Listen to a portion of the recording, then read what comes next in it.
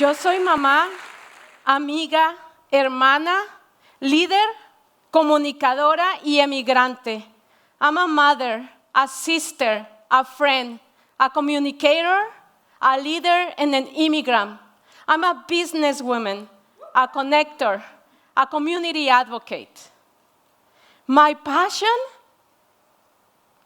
is to bring prosperity for others everywhere I go. I love to bring opportunities.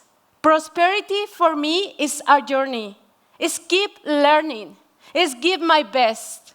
It's being confident, happy, and in peace knowing who I am.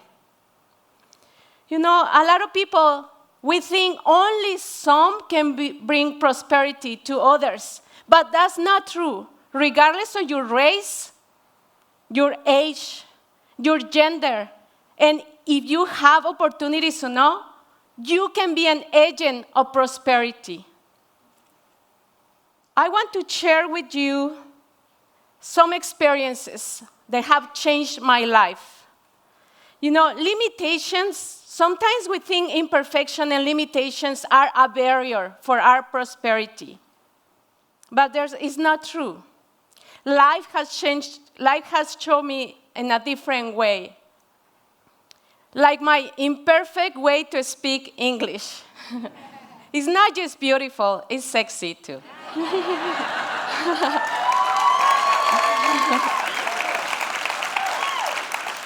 One of these experiences was when I went to see a naturopathic doctor.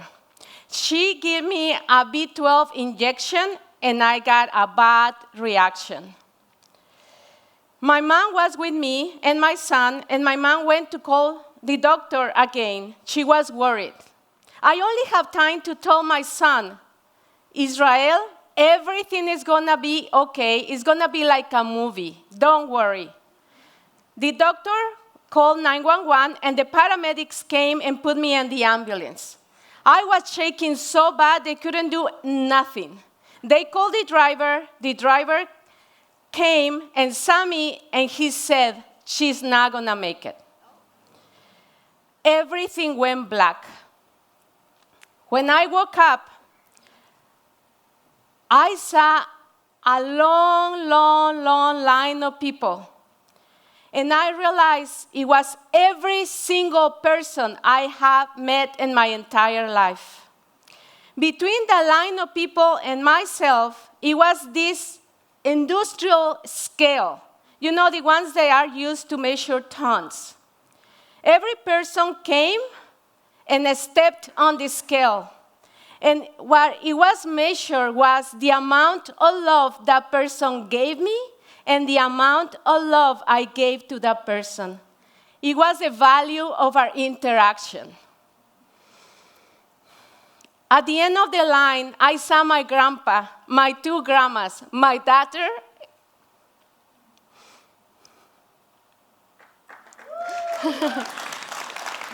and the three babies I lost. They looked so beautiful and happy. And then I saw my son Israel. He didn't look right. I woke up in a hospital bed in the middle of a lot of tubes, and I hear one nurse telling another, her heart stopped, and we revived her. I feel the pain again, but I was happy when I saw my mom and my son.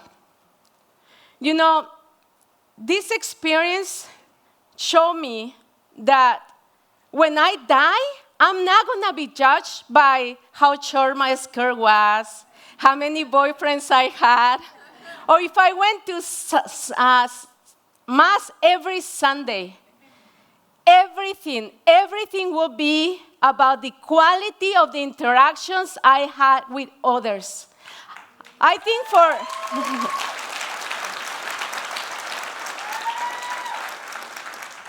for everyone here, it will be about love. You know, life is short, and we always think we have all the time in the world to do something, to fall in love, to start a family, to play with our kids, to cook, to own a pet. We think we have all this time, but life is short, and we don't know when it's going to end. And my message is, be ready. Be as ready as you can be. Enjoy life now. And if you are waiting for the perfect person to fall in love, let me tell you. If you are waiting for the perfect circumstances to do something, you will never do anything. Your life is perfect right now as it is. It's perfect for you. You know, I had a daughter, a beautiful niña with Down's syndrome. And regardless how sick she was like a normal baby. She has a strong personality. When I was pregnant with her, I met President Obama. And I spent 5 minutes with him. She was so excited that she was jumping in my belly. I was embarrassed. You know, we spent a lot of months at the hospital, but finally we took her home. And she and my grandma became best friends. They got together for hours and talk and talk. She loved Israel more than anybody. And if she was crying and Israel was crying, she would stop crying to demand me to take care of Israel first. You know, regardless how sick she was, she inspired and touched so many people. And regardless her limitations and her imperfections, she was perfectly beautiful. Life is short. People go. And I know it's difficult to build relationships and to connect with people. We are afraid of pain. But you know what? We need each other. We need to see imperfections and limitations as something beautiful. The worst mistakes are the ones we never made. You know, one time I went to pick up my son early from school, and when we were leaving, I saw a little Filipina girl run into the door. And she said, "Hi, I come to open the door for you." And then immediately she said, "Are you Filipino?" You know, at my son's school, almost 90% of the kids are Caucasian. And I say, "No, I'm a Latina, but Latinas and Filipinos are similar in appearance." And she said, "You're pretty." And I told her, "You are beautiful." And she said, "I know." And then she ran back to her friends. You know, she has the courage to run and encounter me. We think we are different because we talk different, we think different, and we dress in a different way. But inside, we are much alike. We have same dreams and same hopes and similar loves and fears. We need to have the courage to love ourselves, because the more we love ourselves, the more we will love others and accept their limitations as well. We need each other. See how things are outside.